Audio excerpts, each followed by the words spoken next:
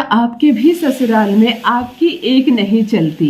जी हाँ, जिस घर पे राज करने का सोचा था आपने, आपको ऐसा लगा था जैसे कि मैं जहाँ जाऊंगी वो मेरा घर होगा, क्योंकि आपके पिता ने आपको बताया था कि जहाँ आप जा रही हो वो आपका घर है, वहाँ तुम राज करोगी, तुम्हारा ही सब कुछ चलने वाला है वहाँ।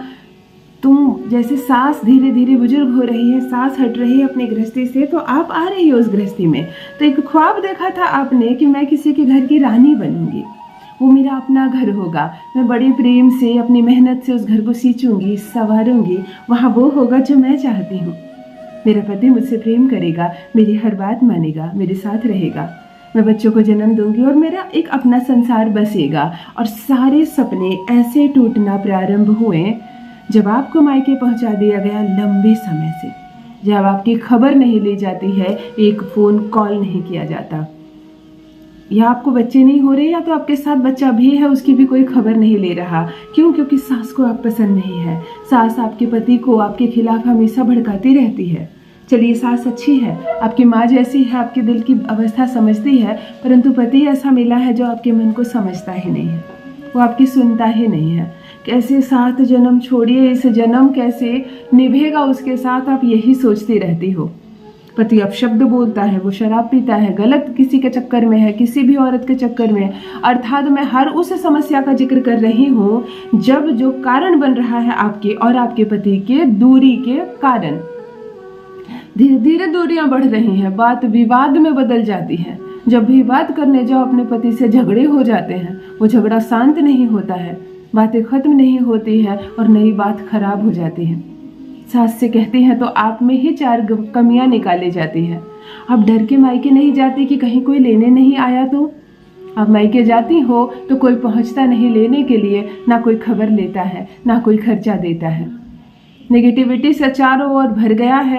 आप सोचती भी है इस रिश्ते को खत्म करने के लिए तो अपने पिता के बारे में सोचती हैं, जिन्होंने खुशी खुशी आपको विदा किया था। जाओ बेटा, अपना संसार बसाओ, वो तुम्हारा घर है। इस बात को जब आप सोचती हो तो चुपचाप परेशानियों के साथ बोझिल होकर भी इस ससुराल में रह रही हो आप।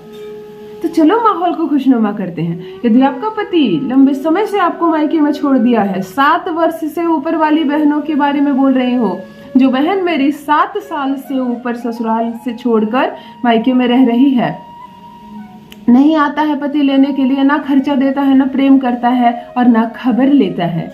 यदि आपके साथ बच्चा भी है आपके, तब भी समस्याएं बढ़ रही हैं, तब यह वशीकरण उन बहनों के लिए, पति 7 समंदर दूर बैठा हो तो भी भाग कर आएगा आपके पास, इज्जत और सम्मान के साथ ससुराल लेकर जाएगा, प्रेम करेगा, किसी की बात नहीं मानेगा। सास कितना भी भड़का ले, ननद कितना भी भड़का ले, पति रहेगा आपके पक्ष में, पति रहेगा आपके वश में।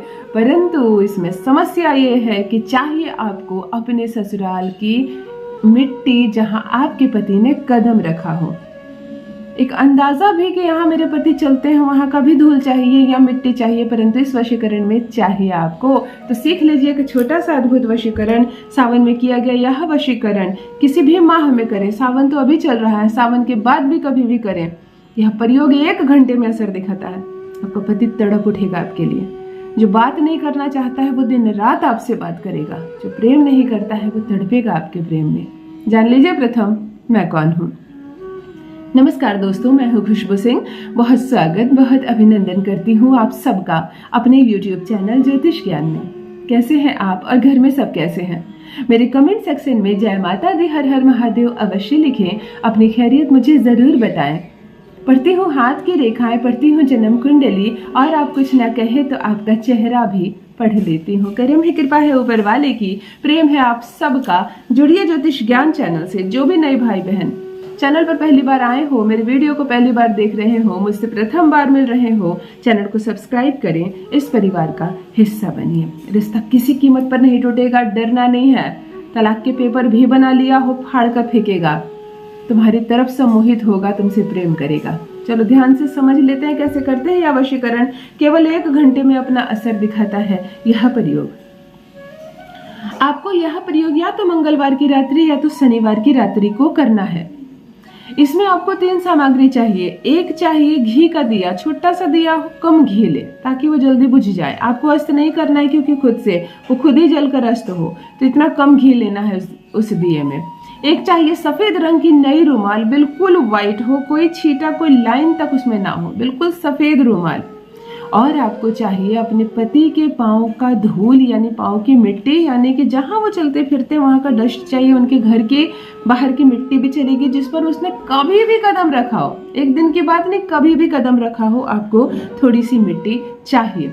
यह प्रयोग आप अपने ससुराल में भी कर सकती हैं, मायके में रहती हैं तो वहाँ भी कर सकती हैं, परंतु किसी से मिट्टी मंगवानी पड़ेगी, किसी से मिट्टी मंगवानी पड़ेगी, तभी आप यह प्रयोग कर सकते हैं। बिना मिट्टी के नहीं कर पाओगे। शनिवार की रात्रि 9 बजे से 12 बजे के बीच करें। जिस दिन करें उस दिन नॉनवेज ना खाएं, झूठ सच ना करें, गलत बात ना बोलें। एक दिया आप जला ले, पश्चिम दिशा की ओर चेहरा करके आप बैठ जाएं। अपने दाहिने हाथ की मुट्ठी में वही मिट्टी ले लें, रुमाल सामने रखें। तंत्र क्रिया के लिए सामग्री तो तैयार है, परंतु जब तक मंत्र से इसे अभिमंत्रित न करें यह कार्य नहीं करता है। प्रथम पति को स्मरण कीजिए, आंखें बंद करके उसे देखने का प्रयास कीजिए, अच्छी बातें सोचिए, खुशनुमा माहौल, वो बात कर रहा है आपसे, वो प्रेम कर रहा है आपसे, कुछ लाकर दे रहा है, आप दोनों साथ कुछ खा रहे हैं, घूम रहे हैं, कुछ सकारात्मक सोचिए। उसका चेहरा दिखने लगे, आपके चेहरे पर थोड़ी सी स्माइल आ जाएगी। 3 बार उसका नाम लीजिए, 3 बार इस मिट्टी पर फूंक मारिए और चलिए जो मंत्र बता रही हूँ इस मंत्र का जप करें। आपको कहना है ओम, पति का नाम सम्मोहनम हुम फट स्वाहा, ओम सामने वाले का नाम सम्मोहनम हुम फट स्वाहा। 51 बार इस मिट्टी को हाथ में लेकर जप करना है और 51 बार दिए के चारों ओर क्लॉकवाइज हाथ को घुमाना है और ये मंत्र बोलते जाना है। 51 बार मंत्र बोला आपने, 51 बार हाथ घुमाया। हाथ घुमाने के बाद खोलना नहीं है, सीधे रुमाल पर ये मिट्टी डालकर रुमाल को मोड़कर एक गांठ मार दे, एक गठरी तैयार हो गई। इस गठरी को रात भर इसे दिए के पास रख दें, आप उठकर जा सकते हैं। इस दिए को अस्त नहीं करना है या खुद ही अस्त होगा, छोड़ दें इस मिट्टी को भी बंद कर और इस दिए को यहीं आप चले जाएं सोने के लिए। अगले दिन स्नान आदि से निर्वृत्त होकर स्वच्छ होकर आप आए और ये जो बुझी हुई दिया है उसमें बाती की कुछ पाउडर होंगी, जली हुई राख होंगी और ये मिट्टी वाला बंधा हुआ रुमाल, इसे लेकर जाना है और किसी भी पीपल के वृक्ष के आसपास कोई भी मिट्टी हो उसमें गड्ढा खोदकर इसे डाल देना है, बंद कर देना है। पीपल के अलावा कोई भी वृक्ष इसका भार नहीं ले सकता है, कहीं भी और ना दबाएं। बहुत ज्यादा असर करता है यह प्रयोग। आपने इधर प्रयोग किया और इधर कार्य करना प्रारंभ करता है, इतना असरदार है यह प्रयोग। भागा चलाएगा आपका पति, आपके प्यार में पागल रहेगा, आपकी हर बात मानेगा, रहेगा पूर्ण रूप से वह आपके वश में। अपना अनुभव मेरे साथ भी अवश्य साझा करें। रखिए अपना ख्याल, रखिए अपनों का ख्याल। बहुत बहुत धन्यवाद।